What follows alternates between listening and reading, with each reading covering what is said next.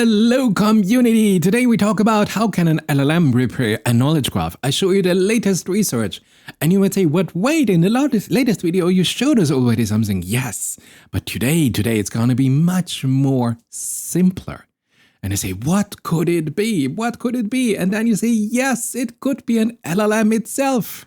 So here we are. We have here, oh, you say, wait a minute, LLM in itself, but in the last video you showed us that LLMs still face significant challenges, that LLM lacks structured medical reasoning, that LLMs are unable to systematically process and infer a relationship between medical concepts, LLMs are susceptible to hallucinations, LLMs are useless for some medical prediction. Yes, come on, those were just details, and now we use an LLM to correct now a knowledge graph in a real simple way. So being aware that there are complete, how to say this, extreme limitation, because we use one object that has a really problematic complex causal reasoning pattern problems, and we use it to repair a knowledge graph that might also miss some crucial links in its tuple structure. So you are aware, hey, this is a highly experimental video. So, graph repairs with LLM. Let's start. We have a brand new paper and they say, yeah, we can automate graph repair. And I said, great, no? So we use here our beautiful LLMs in detecting and correcting semantic inconsistencies in our graphs. And the way we do it, easy. We use here the graph denial constraints. And you know, a graph denial constraint in the easiest way is here written in this form. So we have a patient who takes here a particular medication, and this medical contains now some, I don't know, multi-molecular ingredient, and maybe this particular patient is allergic to one of the components here. So what we do, we take 6 open source LLMs, so it's not the monster LLMs from OpenAI, no, we take an open source, and with various prompting strategy, we just play around, we examine, we say, hey, can we find something out about critical insight into the capabilities and the limitations of LLM if they should repair here a knowledge graph? So we have this problem with broken graphs. Imagine a healthcare, a knowledge graph, you know, somewhere in a clinic, somewhere at a medical doctor. What is an error? Now, it could be a patient is prescribed a medicine containing an ingredient that those patients are allergic to. And this will be here the main example. Or you have a drug connection that is missing because of a relationship that is incorrectly labeled, or you have some transaction link that is simply missing. You know, there are so many problems with knowledge graphs. Now, fixing these errors, we know how to do it. No? In the first case, in the simplest case, which we humans write a rule-based system. No? Some experts go and manually write some rigid rules. Great. This is about, I don't know, half of the use cases. And then we put a human in the loop. Of course, a medical doctor that goes to billions and billions of nodes and edges and corrects them manually. Or, let's say we're in the age of artificial intelligence. And yes, I know it's an absolute crazy idea, but the idea is that we can use LLMs, and here in particular, the contextual reasoning capabilities, the logic, the causal reasoning chain of sort sequences that an LLM shows us when it does the reasoning process. And then we can use this here, and we build here a graph doctor that can now heal our knowledge graph. So what we do, at first we have to diagnose here. Ne? We look at a small localized part here of the knowledge graph, and we have to find all those subgraphs that are maybe logically inconsistent. And then we have to reason. Ne? And here the parametric knowledge of our LLM is now the main part to understand here that there is logical inconsistencies. And then we just have to fix it, no? And there's one big hope. If this works, imagine, it could really revolutionize here the data quality and the data integrity of all critical, mission-critical tasks here, making here our vast knowledge bases even more reliable and more trustworthy. And all is done just without any human interaction, without no human in the loop, just automatically, just relying here on the beautiful reasoning capabilities of LLMs. Does anybody see any problem with it? So let's do it. Of course, we want to learn something. So you need to know what constitutes here an error here on a knowledge graph. And here I showed you already a graph denial constraint, this simplest rules. No? What it does, it defines a pattern that should not exist in a graph. So we are not going here to causal semantic reasoning. No, we just say, hey, what is the simplest case we can think of? There is a subpattern that should never ever exist in a graph. What is it? Here, a patient should not be prescribed a medication if that medication contains an ingredient to which the patient is allergic. This is our simplest example here in this video. So this forbidden pattern now looks like this if you write it. And of course here we use here Cypher queries, or if you want a query language, you have a graph databases. Maybe you work here with Neo4j, maybe you work with Neptune, whatever you have, never mind. The main point is we query to find every single instance of this forbidden pattern in the test graph. And yes, of course, it is only one query for one specific pattern. Imagine how many inconsistent patterns might be if you have a knowledge graph of 1 billion nodes. But we have to start at the beginning, so we go with one simple test pattern. So each match is an inconsistencies that need to be repaired on the knowledge graph. Now the next problem we face is, well, we have to convert here this inconsistent subgraph. Imagine we even would have detected and localized it in the knowledge graph. How do we bring it over here to our LLM? Because we have to convert the representation of a subgraph representation that is non-dimensional into a text representation that a large language model can understand. And now the authors of today's paper, and it is a beautiful paper, I'm gonna show you the paper at the end of this video. They discovered 3 ways and they tested out this way and they give you a recommendation. So method 1, raw data. You just give it a node edge representation. Node 6588 with this label, with this property node, and then you go edge between those nodes with a specific type. Great. So you just dump here the graph elements, you make it machine readable, but this is just the simplest method. Now, method 2 is template based. And you know here templates are our friend, especially in the reasoning process with LLMs.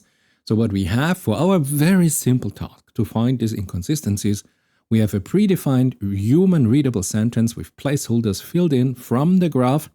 So for our single example, we say a person P first is Mr. Sanford, 861, takes a medicine M, and the prescription of this medicine and the name of this medicine is the following, which contains an ingredient, I, identification I as oxycodone, and the person P is allergic to I, and this is here this ingredient.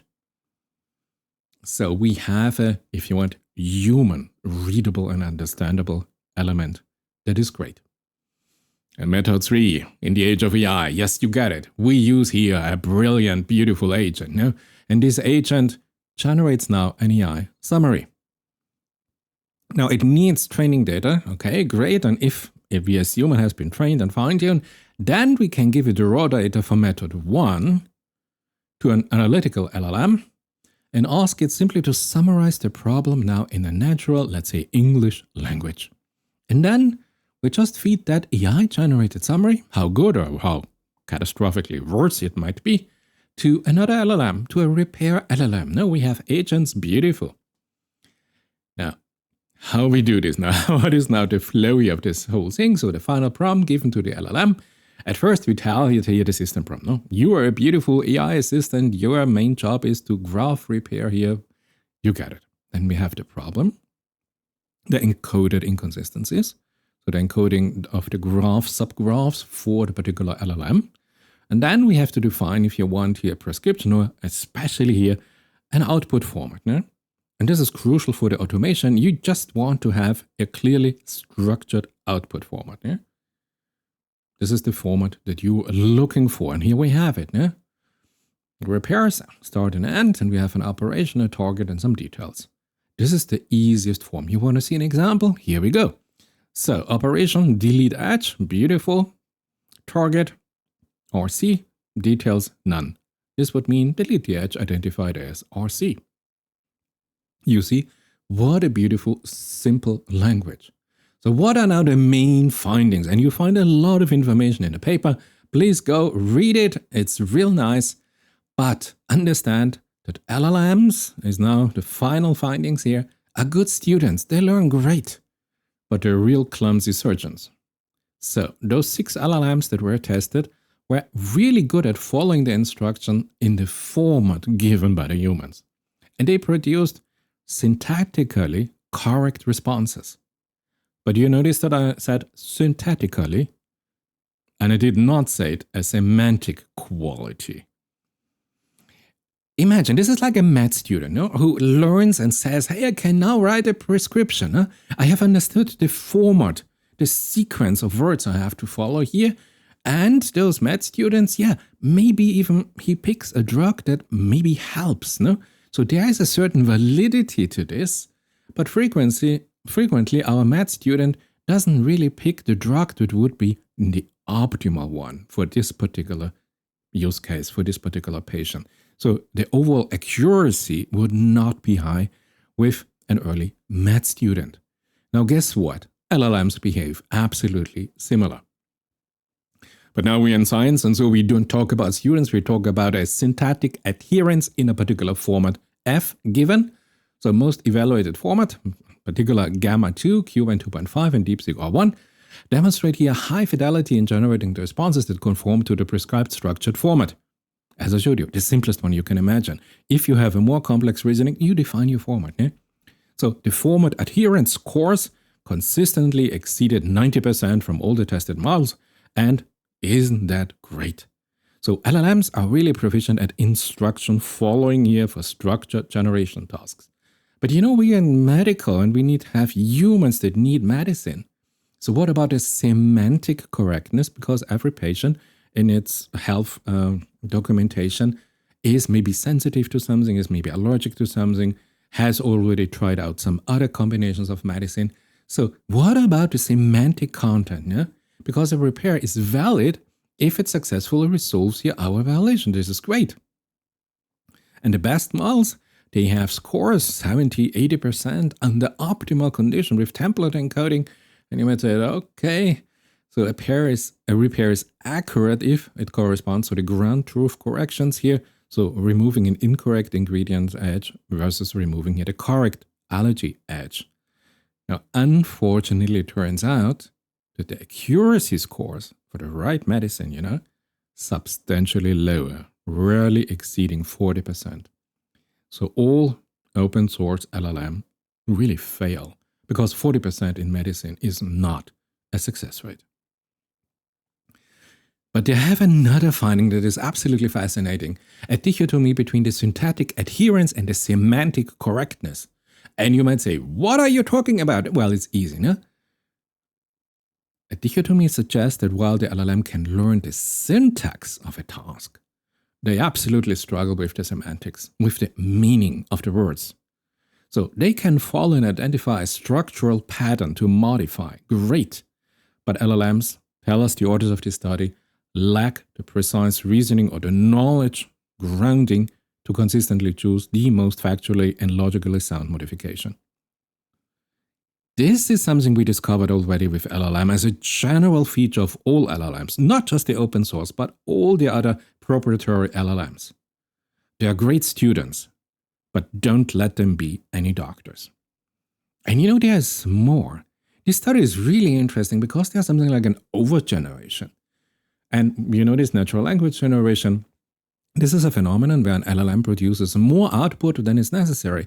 And this LLM here including redundant, irrelevant, or factually absolutely incorrect information. It is just generating more nonsense and more nonsense.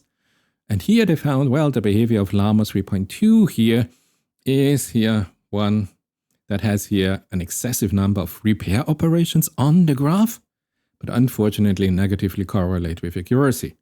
So just to do something is not a solution in non-domain. And then, of course, they found, hey, there's really a criticality here in the way we present here the prompt here to the LLM to achieve a particular kind of reasoning of those LLM. So they say the template-based text description, method 2 that I showed you, more or less yielded the best results for the LLM. And they outperform both the raw node edge representation, this kind of list representation, and the LLM-generated, AI-generated summary description.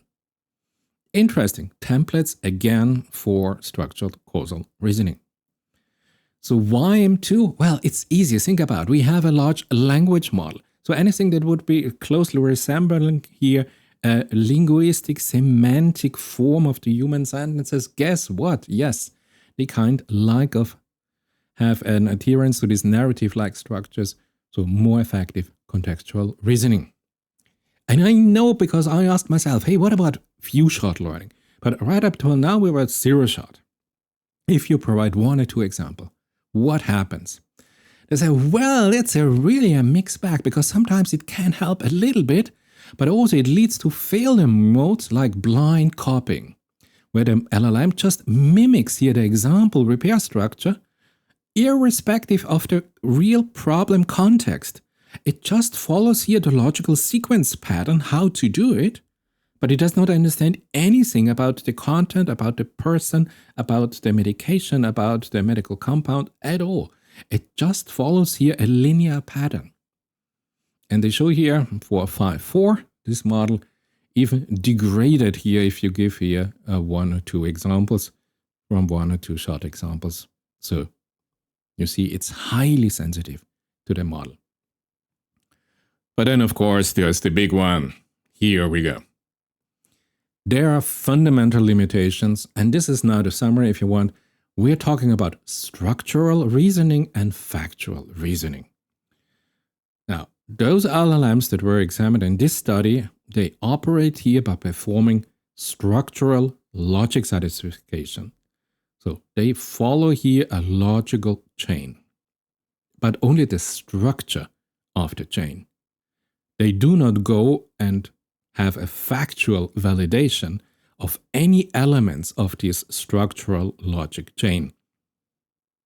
So factual validation almost neglectable by those models. I'll give you an example. Finding here some inconsistencies in a knowledge graph, what does the LLM do? Well, it finds here multiple subgraphs and it tries to understand here the origin of these problems. No? And the simplest way is you just escalate it on the top notch and then you say, LLMs suggest removing here the edge, for example, between a patient and a medication.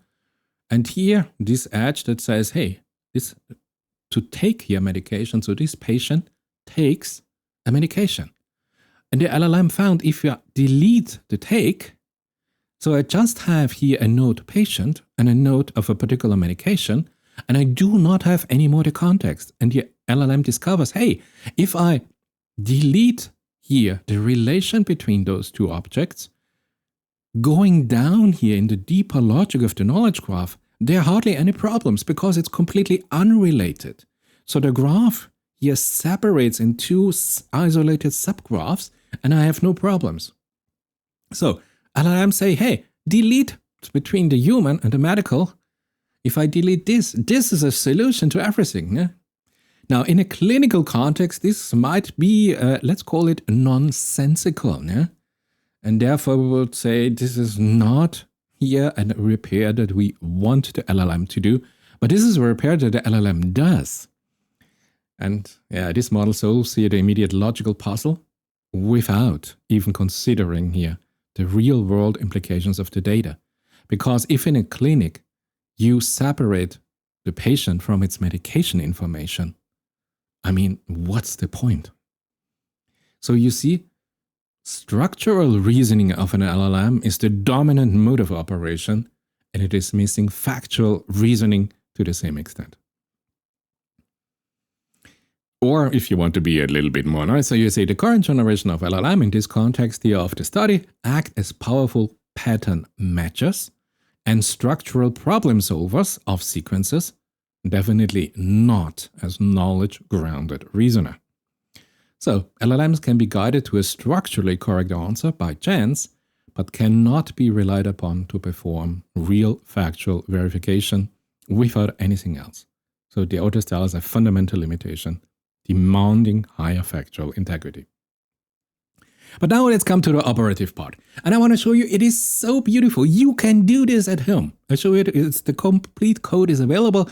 Look, they go to Olama, a local model. Look at the parameter size, 7B, 14B. You can do this on your laptop at home maybe. No, Llama 3.2, Mistral, they give you even the Llama ID that you can replicate it at home. And you immediately see this is not a DeepSeek R1 with 762 billion parameter. This is a 7B model. So this is a distilled down, quantized, I don't know, I just put in this formula to Llama. So you see this is a little tiny distilled model of DeepSeek R1. Not at all the big brother here. But this is here for local. You see the size is minimal, less than 5 gigabytes. So what is the performance of these mini models? And here you have the most important visualization of the whole paper. You see here for the Llama, Mistral 5.4, Gamma, QN 2.5, and the DeepSeek R1 distilled version, the valid format was found and responded here in this dark violet, 80%, 90%, close to 100%, beautiful. Every model succeeds.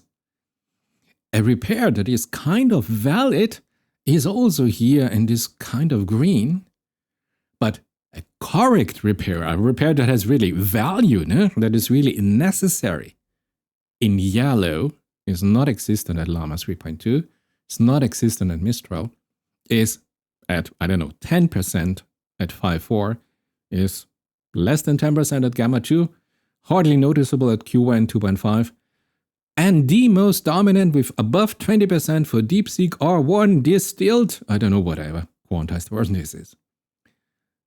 Absolutely fascinating. And here in red, they also measured the time. Now, as we expected here, the best result for the correct repair takes time. Yes, you have to go through all the possible combination, and the system really tries to reason and output the reasoning traces here. And DeepSeek R1 shows you the reasoning traces of an open source model, and this is a beautiful benefit that we can do this evaluation. With proprietary models from OpenAI, we have no chance to have a detailed dive into the reasoning traces. So here you have now this beautiful study. This is from July 4th, 2025. And you know what? It is from Europe, it's from France, and it is CNRS. This is, if you want, a national research laboratory here in France. Huge operation. But you know what is absolutely fascinating? They did this on a MacBook Pro M3 Max with just 36 gigabytes of unified memories. This is a normal consumer notebook. I mean, normal, yeah, it's quite expensive, of course. But you know, this is within reach for quite a lot of wealthy students and people. And you can write a publication and you can really understand the graph repair with LLMs, and you can publish here a study of your insights. How beautiful is this? You just have to have a clever idea how to configure your study, what exactly you want to examine. And then, yeah, you could go into the cloud with Google Cloud or Microsoft or whatever, but you can do this on a MacBook Pro M3 Max. And I love this idea. This is the first time I see this. And of course, it is from France. Ne? French are just absolutely cool. They say, hey, why should I use here an NVIDIA, I don't know, here Maxwell or an H100 or whatever, B200. No? I just go with a MacBook Pro. I love French. The code, of course, is completely available here on GitHub. You see, they already tested this out 3 months ago. It is now published. Everything is available. Go have fun with whatever you like. I found almost everything. But let's talk about the future. What we learn about this. And you see how simple an experiment can be to be absolutely fascinated by the findings. Is the future really neurosymbolic?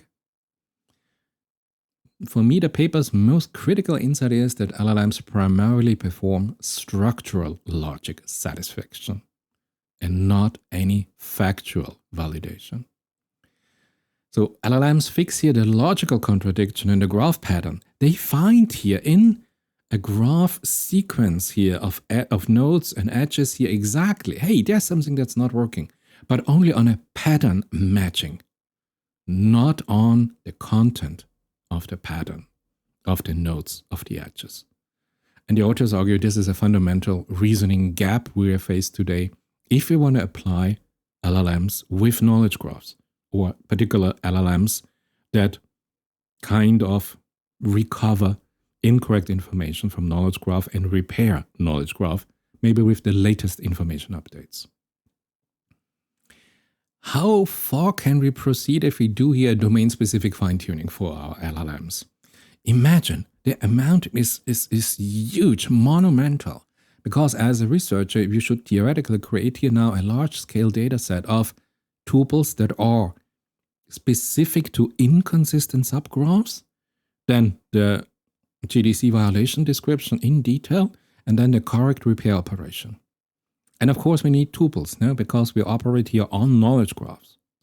So by fine-tuning now our large language model on this data, for each possible inconsistent subgraph configuration of a real complex medical knowledge graph, I don't yet see how you can automate this progress, because this paper was just more or less about one single example, no? That you are allergic to a particular medical ingredient in your medication, and you see what we can find out just from one use case. So by fine-tuning our LLMs on those data, maybe we can move beyond just prompting and directly teach here a very dedicated LLM or maybe a multi-agent system the grammar, if you want, of graph repair. And we are back to the data, to the problem of high-quality data, correctly configured data for the performance of LLM.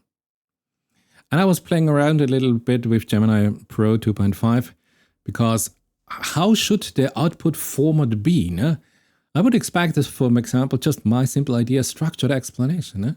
That the repair operation, okay, again, we take the example here that we delete an edge. No? Targeted ID of the edge is RC.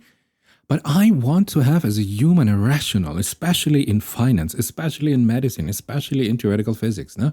Wherever is your domain. You want to know, what is the code, factual contradiction? Why? Explain it. The edge asserts here that the medication M1 contains an ingredient I1 which contradicts external data sources that say this is not okay. Evidence. Show me the API that you connected to. Show me the query that you run on this medical database. Show me the response that you get. Show me the timestamp. Make it reproducible. I want to see the internal reasoning process. I want to see here the function calling that happened here to the medical databases. Show me here an internal confidence core or whatever you like to call it. No? I think this is what we need to integrate here further if we really want to let an LLM loose here to correct here a medical knowledge graph or a financial knowledge graph, where you define here a structured knowledge representation that helps our LLM to increase their causal logic reasoning performance, to reduce hallucination and all of those. So we are at the very, very beginning of finding out how to code it, what to take into consideration in our coding. And as you can see on this very simple example, and again, I love this study here from CNRS here, on a MacBook Pro, you can do AI research. Why not give it a try yourself? And why not subscribe? And I see you in my next video.